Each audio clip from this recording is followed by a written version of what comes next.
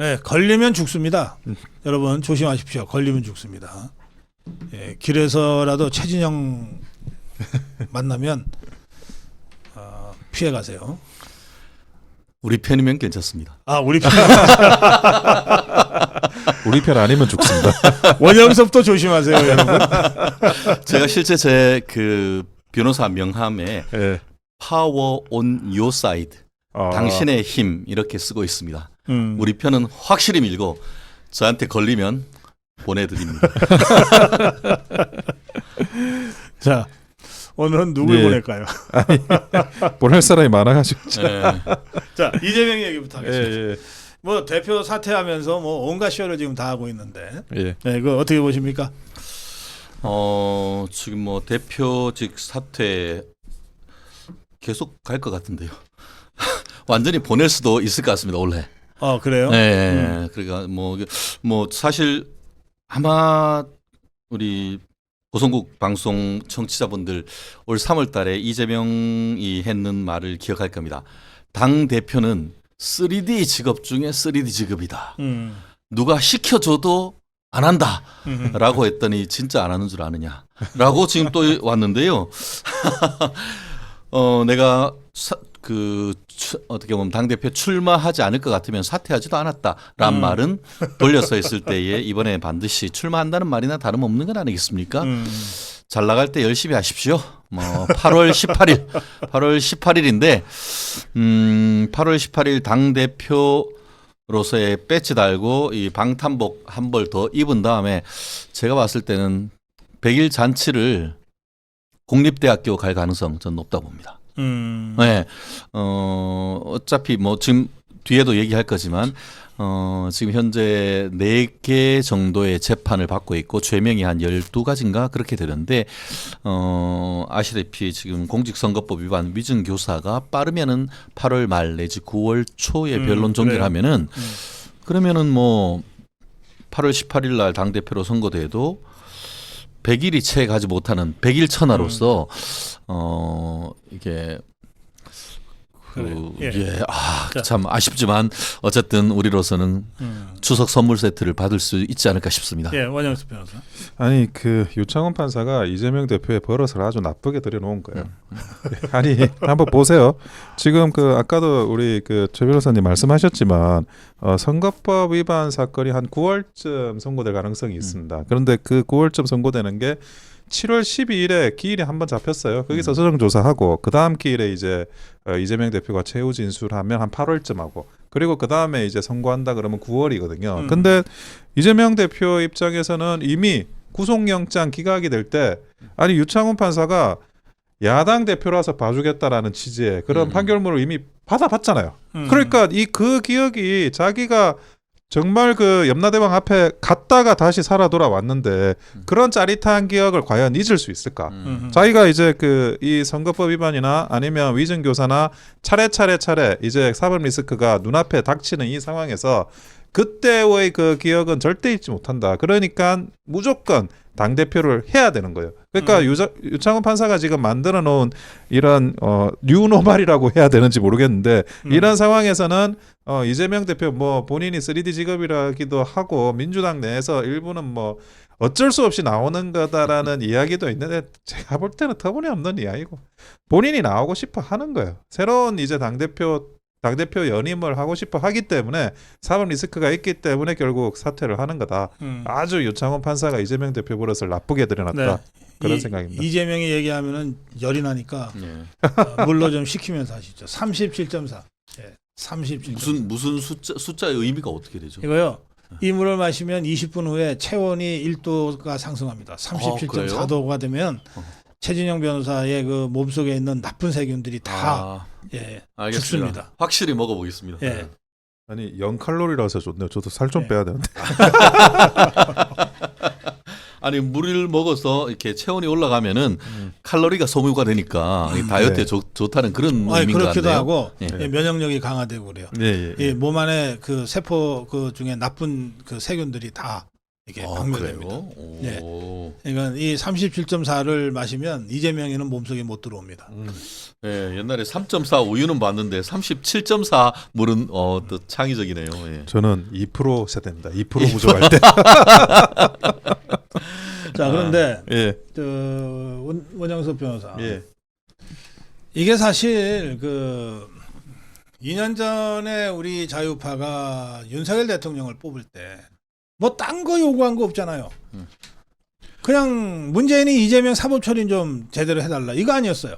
아니 그 부분에 대해서 조금 답답한 건 사실입니다. 그동안 2년 동안 그 문재인 전 대통령 그리고 이재명 그리고 뭐 또 박지원 의원 또 그런 여러 가지 뭐 서해 그 공무원 피살 사건과 관련해 가지고 혐의가 많이 있었음에도 불구하고 또 국회의원 또 됐어요. 그러니까 2년 동안 그러면 검찰이 뭘 했느냐? 저는 그 부분에 대해서 사실 그 보수파 국민들께서 뭐 하냐고 저한테도 많이 물어보시는데 2년 동안 사실은 무슨 계획이 있겠죠. 무슨 생각이 있겠죠. 뭐 잘 하시겠죠. 그런 이야기만 하는 양치기 소년이 돼 있는 거예요. 지금까지 뭘 했냐? 그러니까 다시 또 문재인 대통령 같은 경우에는 이상한 또그 책 내가지고 그 부분과 관련해 가지고 기내식 문제로 또 소란만 일으키고 그런데 죗값을 치러야 됩니다. 죗값을 치러야 되고 검찰이 저는 수사를 제대로 못했고 그리고 그 앞으로 그 검찰이 제대로 탄골탈퇴하는 모습을 보여주려면 이 문재인, 이재명 그리고 그 외 많은 그런 좌파 진영의 인사들에 대한 수사, 그 수사에 대한 확실한 모습을 보여줘야 된다는 거죠. 그런데 네. 이렇게 가서는 절대 안 된다는 생각입니다. 네. 문재인이 박근혜 대통령을 탄핵한 다음에 대통령이 되고 나서 거기에서 국정과제 100대 과제 중에 1호가 뭔지 아십니까? 적폐청산이. 중단 없는 적폐청산. 이게 뭐 1년 차부터 5년 차까지 내내 했는 것이라고는 저 자유파 때려잡는 그것밖에 안 했어요. 제1호 국정과제였어요. 그러니까요. 그러면 그랬는데 이제 국민의힘에서 정권이 바뀌어가지고 검사가 문재인 정권의 수사를 하니까 검사를 탄핵한다. 뭐 올 난리를 치고 있는 이런 걸 보면서 참 블랙 코미디가 따로 없다라고 하는데 아무리 그 민주당에 있는 그 정치인들이 그렇게 양문석 말로는 발작을 한다 하더라도 사실 증거를 잡고 제대로 수사를 의지를 가지고 했다고 하면 이렇게까지 오지는 않았을 것 같은데요. 많은 분들이 공감하실 겁니다. 뭐냐면 윤석열 대통령은 사실 뭐 많은 거 필요 없다. 당선돼 준 것만으로도 큰일 하셨다. 정권 교체하는 것만으로도 큰일 하셨다 하는 칭송을 받지만 그럼에도 불구하고 왜 그러면은 자유우파들이 윤 대통령을 뽑아줬냐 했을 때는 야 문재인이가 뭐 했냐 그것 좀 보고 배워라 뭐 이거 아닙니까? 그런 점에서 문재인 그리고 또 이재명에 대해서 제대로 수사를 했었으면은 지금 현재의 이와 같은 그 지난 총선 같은 참담한 결과를 전 받았을 것이라고 생각하지 않습니다. 우리 원영수 변호사는 검찰이 네. 제대로 못해서 검찰이 제대로 라고 말씀하셨는데 예. 그러면 검찰이 제대로 못했다면 이원석이가 문제네. 아니 이원석 검찰총장도 당연히 문제고 그때 이제 법무부 장관이었던 한동훈 장관 또 책임을 면할 수는 없다고 생각합니다. 지금 이제 박성재 법무부 장관으로 교체는 됐고 예. 그리고 이원석 검찰총장도 9월에 이제 임기가 만료되지 않습니까? 네. 새로운 검찰총장이 오고 지금 현재 서울중앙지검장이 이창수로 그 교체된 상태에서 지금 속도를 내는 것 같아요. 그런데 그게 대통령께서도 생각을 하셔야 되는 부분인데 지금 그 남아있는 그런 좌파들 민주당의 이런 부조리에 대해서 척결을 해야 됩니다. 그거를 2년 3년 남은 임기 동안 뭐 2년 동안 그것이 솔직히 저는 손났다고 생각을 하고 그리고 3년 동안에는 뭐 이거를 지속적으로 집중적으로 하지 않으면 언제 이게 그런 이제 부조리를 일으킨 사람들 거악들한테 다시 그런 나쁜 짓을 해도 된다는 신호를 줄 뿐입니다. 그렇기 때문에 이 부분에 대해서 뭐 이제 지도부가 검찰총장만 바뀌면 바뀌니까 저는 뭐 이원석 검찰총장한테 전혀 기대가 없어요. 그분은 연필이나 깎을 것 같고 그냥 전혀 기대가 없고 빨리 이제 조용히 뭐 중간 사퇴는 안 하실 것 같은데 마무리하시고 그리고 좋은 분이 검찰총장으로 오셔가지고 이 부분에 대해서 정말 새롭게 나라를 만드는 게 가장 중요한 게 앞으로의 그런 수사다. 그런 부분에 대해서 각별히 각오를 다졌으면 좋겠습니다. 저는 결이 살짝 좀 다르긴 한데요. 나름 윤석열 대통령 때 기여는 충분히 있다고도 생각을 합니다. 왜냐하면 그때 한동훈 지금 현 전 비대위원장을 법무부 장관으로 어떻게 보면 전격적으로 기용을 했고 한동훈 그 법무부 장관 당시에 이재명에 대한 수사를 한 다음에 이재명에 대해서 영장 청구까지 했었습니다. 그럼에도 불구하고 결국 그 유창훈 부장판사의 그와 같은 야당 대표기 때문에 봐준다라는 그런 어이없는 결과, 사실 영장 기각할 때는 기각하는 결정문이 두세 줄밖에 안 돼요. 근데 그거를 뭐 A4 용지 한 장이 넘도록 장황하게 써가지고 스스로 앞뒤가 모순되는 그런 결정을 하게 되는 그런 걸 보면은 나름대로 윤석열 정부 나아가 특히 그 한동훈 법무부 장관의 역할이 굉장히 컸던 것은 맞고 그만큼 어떤 한동훈 그 장관의 역할이 컸기 때문에 이른바 한동훈 신드롬까지 일으키면서 이적 심판론이라는 깃발을 들고 비대위원장까지 왔었던 그런 부분은 저희가 좀 평가는 해줘야 된다고 생각합니다. 결국 문재인 정권 때에 있었던 사법부, 한마디로 김명수 대법원장이 들어서면서 지나친 좌파적인 사법부 구성이 되면서 결국 민주당 정치인들에 대한 영장이 줄줄이 기각되는 이런 부분에 대해서는 저희 입장에서는 참 그 아쉬운 부분이죠. 여기 질문이 올라와 있는데 제가 이 구체적으로는 이제 송무실 실무를 잘 몰라서 여쭤보는 겁니다. 아까 유창훈이 얘기했잖아요. 이 질문은 뭐냐면 그럼 왜 유창훈이한테 영장을 줬나요? 이런 질문이에요. 아니, 그러니까 그때도 그게 이제 뭐 랜덤은 아니고 주기적으로 돌아가는 거거든요. 그래서 언제 그 구속영장을 청구하느냐에 따라 유창훈이가 영장 전담하는 날, 그러니까 다른 판사가 하는 날이 다 정해져 있다는 거죠. 있어요. 돌아가면서. 그러니까 굳이 뭐 유창훈 판사가 그 전에도 약간 성향적인 문제나 이런 부분에 대해서 문제제기가 좀 있었던 사람입니다. 물론 그래서 저는 이렇게까지 판결문을 쓸 줄은 몰랐어요. 근데 결정문을 이렇게까지 쓸 줄은 몰랐는데 그 부분에 대해서도 왜 굳이 유창훈 판사한테 이게 걸리게 영장 청구를 했냐라는 그 부분을 지적하지 않을 수가 없고, 그리고 아까 이제 말씀하셨는데 근데 제가 이해가 안 되는 게 구속영장을 그러면 청구를 해서 그게 기각이 되면 불구속 기소를 해요.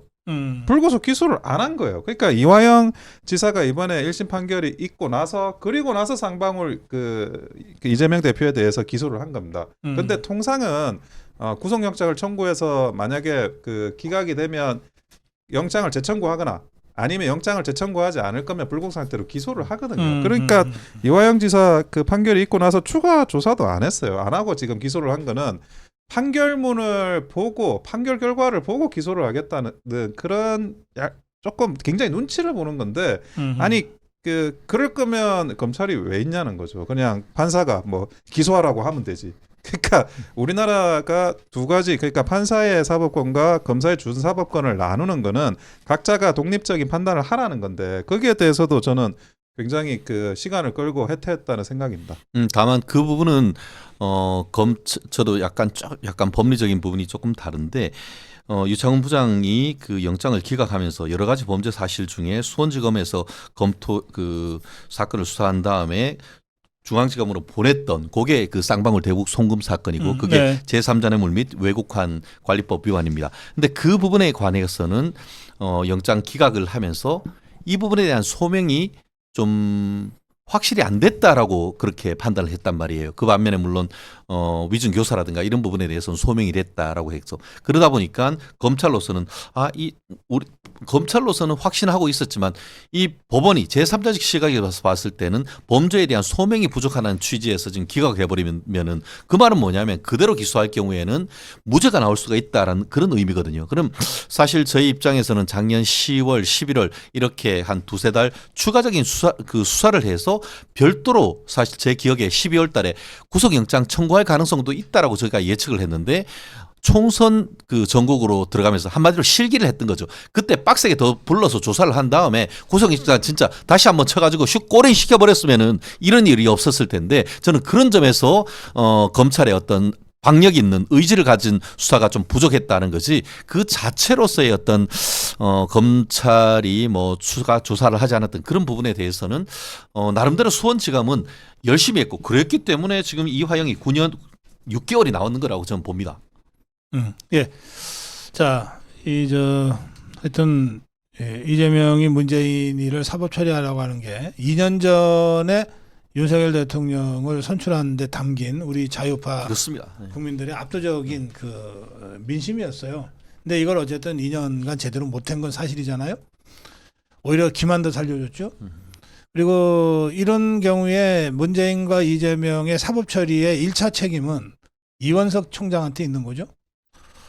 기본적으로 어떤 결단을 네. 밑에 이제 수사 실무진이 뭐 아무리 수사를 한다 하더라도 하지만 결국 최종적인 결단은 검찰총장이 할 수밖에 없는 것이죠. 1차적인 결단을 하게 되는 거죠. 그렇죠. 그렇기 때문에 검찰총장한테 수사 지휘를 할 수 있는 유일한 사람이 한동훈 장관이죠. 법무부 장관. 예, 그렇습니다. 그러니까 이게 우리 법조 시스템이에요. 형사사법 시스템이 그렇다는 거고 그 부분과 관련해서는 이제 객관적인 팩트가 그러니까 이제 판단은 여러분들께서 좀 하시면 좋겠습니다. 자, 그다음에 이제 다른 문제로 좀 가볼게요.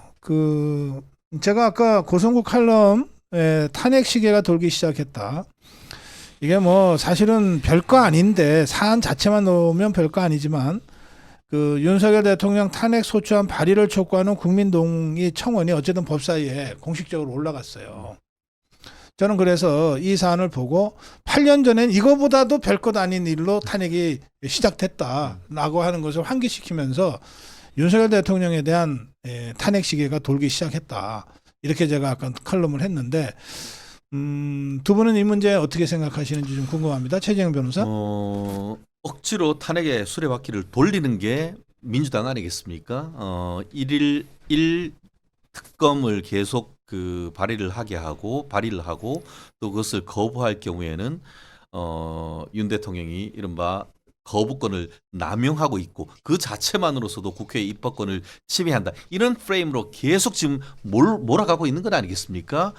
그렇다는 점에서 지금 최근에 이제 이재명을 수사했는 검사에 대한 탄핵까지 진행되고 있는 점에 있어서 강백신 지금 현재 수원지검 성남지청 차장검사 같은 경우에는 이러한 탄핵 시도 자체가 위법이다. 실제 공소권 남용이라고 하지만 구속영장 청구, 압수수색 영장 청구를 했는데 법원이 공소권 남용이라는 이유로 해서 기각 압류거나 이런 것들을 기각하는 게 하나도 없다는 것이죠. 결국 제3의 기관이라고 할 수 있는 사법부가 정당한 수사라고 판단을 해서 압수수색 영장을 발부를 했고 실제 지금까지 검찰이 이재명과 그 인근에 있는 공범들에 대한 수사에 대해서 단 한 건도 무죄가 나온 케이스가 없습니다. 물론 일부 무죄가 있지만 대부분 다 유죄가 나오고 뭐 판결 이후에도 쓸 이유가 없는 그런 일부 무죄 한 마리로 다 유죄가 나왔는데 이거에 대해서 탄핵한다?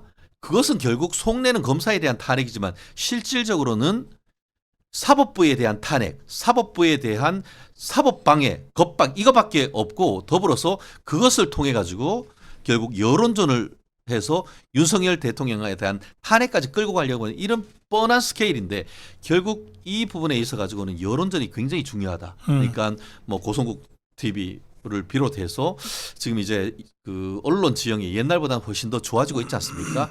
박근혜 대통령 때 같은 경우에는 지나치게 어떻게 보면 좌파 언론으로 흐르면서 많은 국민들이 거기에 편승해버렸었는데 지금은 팩트 자체가 지금 사법부가 유죄로 인정하고 있고 더불어서 지금 KBS라든가 YTN이라든가 각종 언론 지형이 예전보다는 훨씬 더 낫기 때문에 제가 봤을 때는 민주당이 아무리 시동을 걸고 연료를 뿌려봤자 제가 봤을 때는 그냥 연기만 모락모락 나는 그 정도로 막을 수 있다 그래서 확신을 합니다. 예.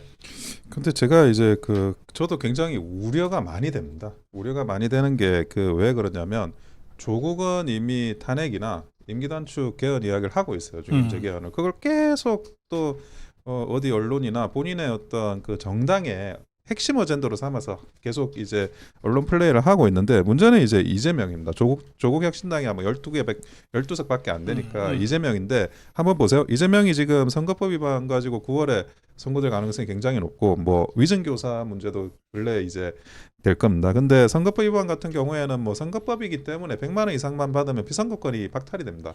대선에 나올 수가 없어요. 그게 물론 이제 대법원까지 확정이 돼야 되겠지만 그리고 그 쌍방울 사건만 하더라도 신진우 부장판사한테로 이 사건이 이제 간 거고 신진우 부장판사가 그동안 판결했던 그런 걸 보면 뭐 제가 볼 때는 유죄나 중형을 피하기는 굉장히 힘들어 보여요. 그러면 이재명 대표도 임기를 단축시켜야 될 필요성이 있는 거예요. 그게 탄핵이든 아니면 임기 단축 개헌이든 어떻게든 그때 가서는 이제 조국하고 손을 맞잡아 가지고 그런 이야기를 할 것 같은데 문제는 네. 이제 지금입니다. 근데 지금은 이런 이제 탄핵 시도가 탄핵이라는 어떤 그 안건이라는 게 가벼이 보여도 이게 어떤 효과가 있냐면 국민들한테 탄핵이라는 단어를 낯설지 않게 하는 효과가 있어요. 각인 효과가 있어요. 그렇죠. 맞습니다. 그러니까 그거를 이제 그 거부감을 낮추고 그냥 언젠가는 탄핵이 본격적으로 진행될 때 그때 말한 그게 되는구나. 국민들이 놀라지 않게 하는 그런 효과가 분명히 있기 때문에 이게 정무적으로 그 각별히 주의를 해야지 이게 뭐 되겠어? 그런 그 안이한 생각 때문에 뭉개지는 거거든요. 그러니까 과거에 이제 박근혜 대통령 탄핵도 그 탄핵 제가 그때 그 자유한국당 새누리당에서 이제 그 장면을 그 당에서 이제 당협위원장으로 봤는데 네. 한 2개월 만에 붕괴됩니다. 권력이. 정말 그 권력이 붕괴가 될 때는 무슨 홍수처럼 도미노처럼 순식간에 붕괴되기 때문에 그게 뭐 지금 당장 굉장히 공고하더라도 이게 뭐가 있겠으라는 안이한 판단은 저는 절대 있어서는 안 된다. 두 번 다시 우리 자유우파 보수우파가 이런 꼴을 당해서는 안 된다라는 거 거기에 대한 말씀은 분명히 드리고 싶습니다. 그 8년 전 경험을 다 하셨으니까 제가 그 당시에는 이제 여러 방송에 패널을 할 때인데 좌파 패널 한두 명이 탄핵 얘기를 갑자기 꺼내더라고요. 그래서 저랑 이제 토론이 붙었는데 당연히 저한테 안 됐죠. 그러면서 제가 근데 이자들이 그러니까 전혀 토론에 게임도 안 되는 얘기를 왜 꺼낼까? 그걸 하루 한 번 어쩌다 꺼낸 게 아니라 계속 꺼내는 거예요. 왜 꺼낼까? 이게 말하자면 아까 말씀드린 그 각인 효과예요. 예. 그러니까 탄핵이라고 하는 건 바로 헌정 중단이고 이거는 우리 국민들 입장에서는 상식적으로 생각할 수 없는 일인데 그렇죠. 이거를 한두 명이 선도투쟁 하듯이 하는 거예요. 선도투쟁론이라고 있습니다. 네. 옛날에 그 벌써 옛날 일이죠. 문익환이가 갑자기 북한을 가서 김일성이 품에 와락 안기면서 막 눈물을 흘리잖아요. 그 당시에 그거는 정말 간첩들이나 하는 짓이기 때문에 아무리 민주화 운동하는 사람도 차마 거기까지는 생각 못했어요. 또 김문수 같이 그 정통 막스주의, 공산주의 이념을 갖고 있는 사람들도 북한에 가서 김일성이랑 한다는 거는 상상도 못했어요. 그랬는데 문익환이가 한 거예요. 그리고 황석영이가 한 거예요. 임종석의 지시를 받고 임수경이가 한 거예요. 그러면서 북한하고 이렇게 북한에 넘어갔다 오는 거, 김일성이를 만나고 오는 거가 뭐 할 수 있는 일이네. 그렇죠. 이런 효과를 노린 예. 거거든요. 그래서 그자들이 선도투쟁하면서 감옥은 잠깐씩 갔다 왔지만 그걸로 인해서 우리 자유파의 이 철책과 같은 방어선을 확 무너뜨렸단 말이에요. 탄핵도 바로 그런 각인 효과로부터 시작되는 거예요. 그렇기 때문에 저희는 탄핵 안 된다라는 프레임으로 갈 것이 아니고 탄핵 프레임으로 나올 때는 이재명의 형사적인 처벌 프레임. 그렇기 때문에 저는 그 2조 심판론이라는 게 저는 아직까지 유효한 우리 그 자유우파의 하나의 어젠다가 돼야 된다라고 생각을 합니다.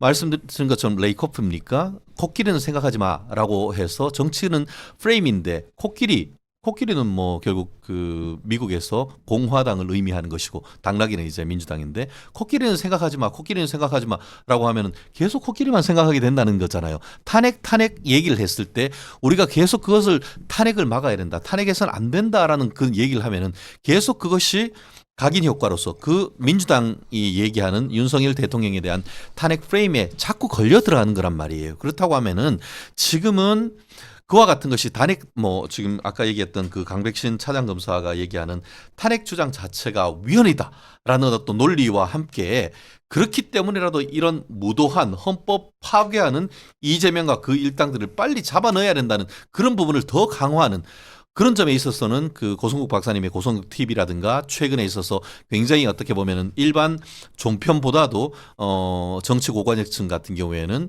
뭐 다양한 그 우파 유튜브를 보고 있는데 그런 것을 통해서 TV에서는 사실 3명, 4명 나와서 얘기를 하면은 똑같이 얘기되잖아요. 그러니까 요즘 보지도 않는다고 하는데 오히려 지금 이런 방송 같은 걸 보면은 훨씬 더 깊숙하게 들어가서 그 사건을 제대로 알게 된다고 하면은 예. 충분히 새로운 프레임을 가지고 막아야 되는 그런 우리 나름대로의 어떤 그 민주당의 탄핵 프레임을 다시 다른 것으로 되칠 수 있는 전략이 필요하다고 봅니다.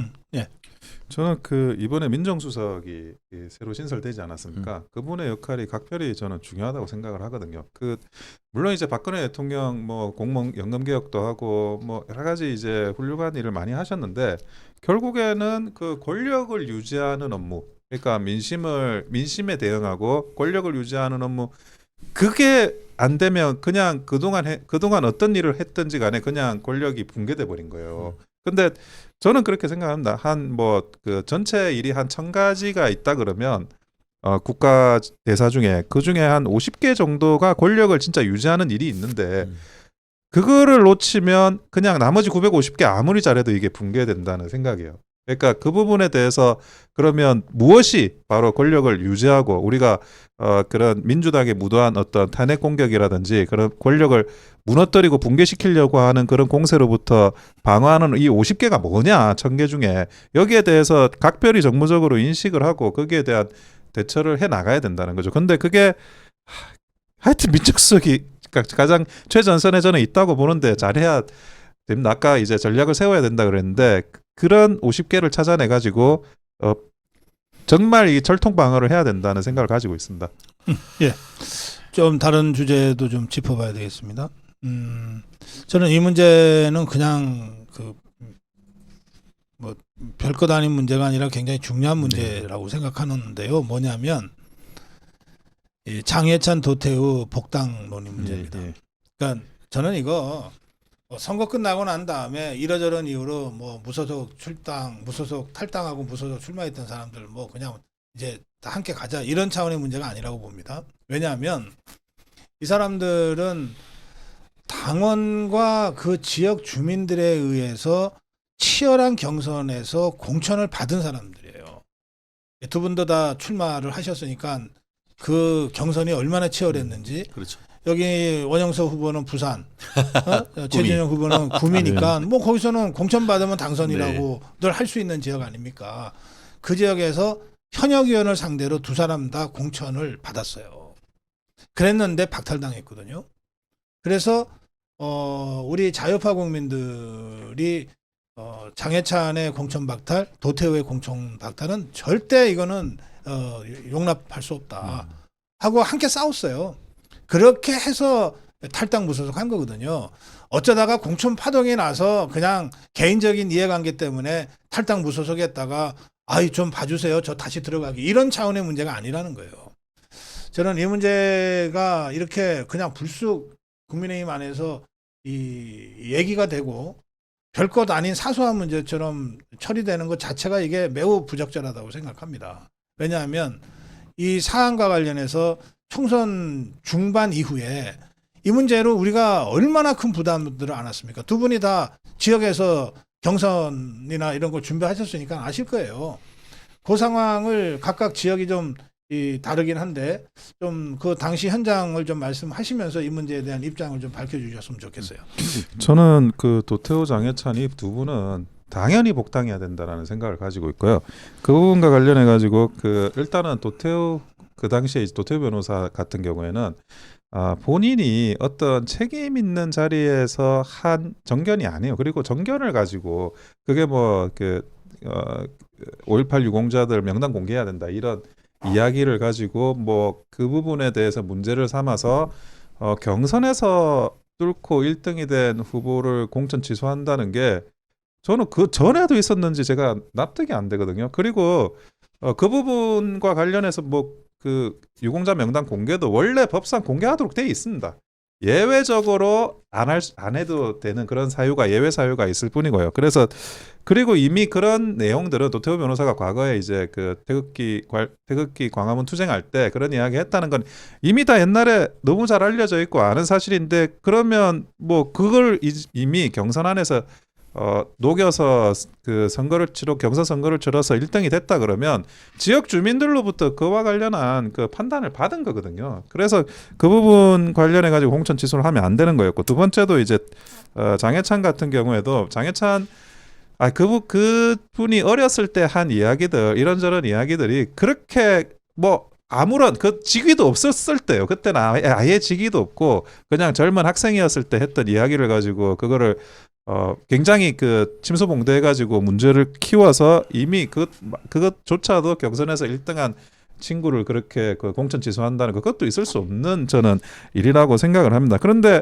만약에 그러면 도태우 변호사나 아니면 장해찬 최고나 그렇게 공천 취소시켜가지고 우리가 무슨 얼마나 그런 공적인 덕을 받는지, 저는 겨우 저지선 넘는 이런 그 총선 참패에서 그분들에 대해서 이게 그러면 그 공천 취소도 제가 볼 때는 궁극적으로는 국민들로부터 잘못이다라는 판단을 저는 받았다고 보는 거거든요. 그리고 일부에서 이제 그러면 무소속으로 출마하는 사람들 이렇게 복당 금방 받아주면 그게 뭐 앞으로도 그런 사례가 생기지 않냐 그러는데, 다른 분들하고 이거는 다른 거예요. 만약에 그 무소속으로 출마하는 사례를 막으려면 앞으로 이런 터무니없는 사례를 가지고 사유를 가지고 경선에서 1등을 한 후보를 공천 취소시키지 않으면 되는 겁니다. 그러면 그 이후에 무소속으로 출마하거나 뭐 무소속으로 나가가지고 다른 일을 하거나 이런 일들이 생기지 않아요. 그리고 근본적으로 당에서 그거는 잘못했고, 당에서 자신의 어떤 공천과 관련한 일련의 과정에서 반성을 하고 새로 이제 앞으로 미래를 설계해 나간다는 관점으로 보더라도 이번에 이제 장해찬 최고나 도태우 변호사는 복당돼야 된다라는 생각입니다. 네. 저도 기본적으로 두 분 다 보수의 귀중한 인재이기 때문에 당연히 복당돼야 된다고 생각합니다. 다만 그 시점은 지금은 아닌 것 같다. 그러면 언제냐 했을 때는 다가오는 7월 23일 전당대회가 마치고 나서 마치 대통령에 당선되고 나면은 국민 화합 차원에서 대사면 하듯이 그 시점에 새로 이 어떻게 보면 당 리더십이 섰을 때 거기에서 총의를 모아가지고 적절한 적차를 거쳐서 한다고 하면은 정말 그게 한두 달 조금 늦어질 수는 있지만 그게 오히려 국민의힘의 전체적인 화합을 하는데 도움이 될 수 있다라고 그렇게 생각하는데요. 그럼 왜 복당을 해야 되느냐? 뭐 비슷한 말씀입니다만 키워드로 생각한다고 하면은 한마디로 형평성이란 겁니다. 뭐냐? 민주당을 한번 생각해 봐요. 정말 입에 꺼내기도 제 입이 더러워지는 것 같은데, 수원정에 당선된 김준혁 의원, 수원성을 여성의 신체 부위에 빗대었고, 그리고 우리나라 최고의 여자 대학교라고 할 수 있는 이대생들을 마치 위안부 같이 얘기를 했고, 이화여대의 그 초대 총장도 마치 포주인 것처럼 그때는 또 국민 앞에 공천해가지고 이제 뭐 당선은 돼야 되니까 그때는 죄송하다고 했다가 이제 들어와가지고는 닭 잡아먹고 오리발 내비듯이 내가 잘못한 게 아니고 당신들이 잘못했다라고 하면서 이런 어처구니 없는 없어 보이는 이런 인간들이 지금 국회에 있다는 점에서 그거에 비하면은 진짜 이거는 정말 양과 염소 뭐 이렇게 진짜 흑백으로 한다면 그것보다 더 훨씬 더 심한 건 아니겠습니까? 더불어 한 사람 더 꼭 얘기하고 싶은 게 양문석이 아닙니까? 지가 뭐 가가지고 서민들을 위해서 뭐 한다고 하면서 다른 것도 아니고 안산에 가가지고 그렇게 쇼를 하고 있는 동안 본인은 알고 봤더니만 31억 원이나 되는 어마어마한 돈을 가지고 불법 대출을 받아서 강남에 있는 아파트를 샀다? 이런 표리부동한 인간들한테도 공천을 줬는 것이 민주당 아닙니까? 그런 거에 비유하자고 하면은 지금 말씀하신 장해찬, 도태우 후보는 정말 우리가 가다가 스크래치 한 개 낳는 그거에도 비유할지 못하는 그런 정도라고 한다고 하면 그러니까 지금 두 분이 도태우 장해찬의 복당은 당연한 얘기다 이렇게 말씀하시는 거죠. 그런데 맞습니다. 차이가 있습니까? 지금 즉각해야 된다와 뭐 전대 후에 해야 된다 이런 차이가 있는 겁니까? 두 분 사이에? 아니요, 저는 꼭 전대 후에 할 필요는 없고 이미 뭐 뭐 이미 정당성이 있는 일에 대해서 하루라도 빨리 하는 게 그게 정당한 일이지. 정당한 일을 하는 데 있어 가지고 굳이 뭐 전대 전에 하느냐, 전대 후에 하느냐의 타이밍을 볼 일은 아니라고 생각합니다. 빨리 하면 됩니다. 아니 올바른 일을 늦게 할 필요는 없죠. 제가 그렇게 말씀드리는 취지는 지금이 그 작년 3월 8일 전당대회에 뽑혔던 당 대표가 한다고 하면 저는 그건 가능하다고 봅니다. 그렇지만 지금은 비대위원장 이후에 또 다른 비대위원장이 하고 있는 상황 속에서 당원권 회복 이런 부분과 관련해 가지고는 조금 더 그분들의 어떤 복당되는 분들의 어떤 확실한 명예 회복 이런 취지에서 본인들의 복당에 정당성을 더 부여하는 알겠습니다. 취지에서 예. 저는 그렇게 하는 것이 맞다는 것이죠. 저는 사실 좀 다른 차원에서 지금 두 분께 말씀을 좀 질문드리고 싶은 건데 통상적으로는 무슨 이유든 간에 선거 때 탈당을 하고 무소속 출마했다가 복당을 하면 그 사람들이 복당을 이제 신청을 해요. 네. 그러면 당에서는 심사라고 하는 걸 합니다. 당원 당규상 그렇게 돼 있죠. 예, 맞습니다. 예. 그리고 또 어느 정도 기간을 좀 둬요. 뭐 1년 이내에는 안 된다든지 예를 들어서. 그러니까 뭐냐면 당이 심사하는 거예요. 당이 갑인 거예요. 이 탈당했다가 복당을 신청하는 사람이 을인 거예요. 근데 과연 장해찬 도태우가 그런 관계냐? 저는 당이 사과해야 된다고 생각합니다. 당이 이 장해찬 도태우에게 우리가 잘못 판단했다. 그러니 다시 복당해서 역할을 해달라라고 당이 사과하고 이 사람들을 영입해야 된다고 생각해요. 저는 그런 관점에 서 있습니다. 그러면 사과의 주체가 있어야 될 거 아니에요. 저는 당시 지도부가 사과해야 된다고 생각합니다. 공천을 관리한 건 공관이잖아요. 그렇게 해서 그 공관위가 관리한 경선에서 현역 의원을 꺾고 공천을 획득했어요. 자력으로. 그죠? 근데 이거를 박탈한 거는 지도부란 말이에요. 한동훈 비대위. 그래 놓고 아무런 잘못 없다는 듯이 다시 심사를 해요? 당에서? 이거는 말이 안 되는 거죠. 분발이 완전히 전도된 거죠. 그러니까 당은 두 가지 중에 하나를 해야 되는 거예요. 우리가 당시에 장해찬, 도태우 공천 박탈한 것은 잘한 것이다. 우리가 잘못한 거 없다. 그런데 이 사람들이 당을 복당을 하려고 하니 우리가 한번 심사해보겠다. 이런 입장을 택하거나 아니면 그때 우리 결정이 잘못됐다. 그래 우리가 사과한다. 그러니 제발 다시 들어와서 함께 활동하자라고 정말 당에서 요청을 하거나 둘 중에 하나 아닙니까? 아니 그래서 제가 그 총선 백서 관련해서도 지금 아마 그 백서팀이 뭐 쓰고 있는데 그거를 아니 그 전대 시즌 들어가기 전에 저는 오픈했었어야 된다고 생각을 하고 있어요. 그러면 그 당시에 그러면 우리가 총선 왜 망했냐? 사실 다음에 4년 뒤에 24대 그 공천 과정에서도 이런 식으로 그 공천 탈락을 시킬 거냐? 그러면 또 망하는 거예요, 공천이. 총선이 또 망하고. 그러면 우리가 부족한 걸 인지를 하고 그 개선점을 뭐라고 말을 할 수 있는 거기에 대한 행동이 뒤따라줘야 되는 건데 아니 백서도 이거 늦게 나오고 그래서 제가 뭐 박사님과 생각이 또 비슷한 부분이기도 한데요. 이 부분은 왜 적고 무엇이 문제였고 이 다음에도 또 그런 식으로 할 거냐. 만약에 그러지 않을 거라고 생각하면 우리는 잘못한 거고 그 잘못을 고치기 위해서 그거는 하루라도 빨리 복당 프로세스를 진행해야 된다는 생각입니다. 네. 네, 말씀하시죠. 우리가 뭐 형사 절차와 이건 어떻게 보면 징계 절차가 좀 비슷한 건데 징계 절차든 형사 절차든 그것은 실체적 진실을 확인을 하고 그것을 적법 절차에 따라서 해야 되는 것은 어떤 조직이건 나라건 마찬가지라고 생각합니다. 아마 지금 고 박사님 말씀하시는 취지는 그게 실체적 어떻게 보면 정의를 실현한다는 취지에서는 그 말씀을 저도 상당히 공감할 수는 있지만 어떤 그 단체에서의 룰 어떤 질서 이런 부분을 유지하기 위해서는 사실 부득이 본인들이 신청을 하고 아니면 그거에 대해서 이제 심사를 하고 그에 따라 어떤 절차를 하는 그런 거는 사실 뭐 제가 그 법조인이어서 지나치게 어떤 도식주의적인 생각을 가지고 있는지는 모르겠습니다만 지난 그 총선 과정에서 총선에 굉장히 복잡한 그 정치적 다이내믹스 과정에서 어떻게 보면 상당히 희생양이 됐다는 그런 점은 충분히 이해를 합니다만 또 그 이후에 그 지역에 당선되는 현역 의원들이 있고 이런 부분을 종합적으로 고려를 한다고 하면은 저는 아까 말씀드린 것처럼 지금 비대위의 비대위가 된 이런 상태보다는 이번에 정당하게 어떻게 보면은 적법 절차를 거쳐서 정당성 있는 리더십이 선 곳에서 정당한 당헌 당규에 정한 절차에 따라서 한다고 하면은 그분들도 떳떳하고 또 당도 어떻게 보면 소중한 자원을 픽업하는 것이 아닌가 저는 그런 원칙적인 좀 말씀을 좀 드릴 수밖에 없습니다.